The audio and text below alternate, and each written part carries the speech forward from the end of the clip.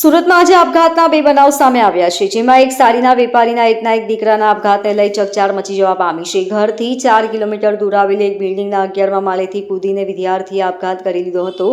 જોકે તેના આપઘાત પાછળનું કોઈ કારણ જાણવા મળ્યું નથી. જ્યારે પાંડેસરા વિસ્તારમાં 29 વર્ષીય કરિયાણાના દુકાનદારે ઘરમાં એકલતાનો લાભ લઈને ગળેફાંસો ખાઈ લીધો હતો. મળતી માહિતી પ્રમાણે સિટીલાઇટ વિસ્તારમાં રવિ દખને પરિવાર સાથે રહે છે. પરિવારમાં પત્ની, એક દીકરો અને એક દીકરી છે. મોટો 21 વર્ષીય દીકરાએ વેદાંતે હાલમાં જ ડિપ્લોમાનો અભ્યાસ ભગવાન મહાવીર કોલેજમાં પૂર્ણ કર્યો છે. ડિગ્રી સહિતના આગળના અભ્યાસ માટે વેદાંત વડોદરા ખાતે આવેલી પારુલ યુનિવર્સિટીમાં જવાનો હતો.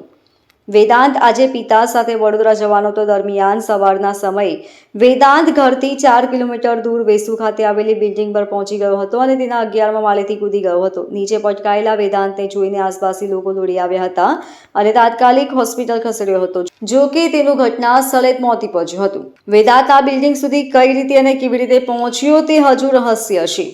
આ સાથે જ આ ઘટનામાં પરિવાર પણ કંઈ જાણતું નથી, જેને પગલે આ ઘટના આપઘાત છે કે અકસ્માત તેને લઈ રહસ્ય સર્જાયું છે. જો કે પોલીસે હાલ અકસ્માત મોતનો ગુનો નોંધી વધુ તપાસ હાથ ધરી છે.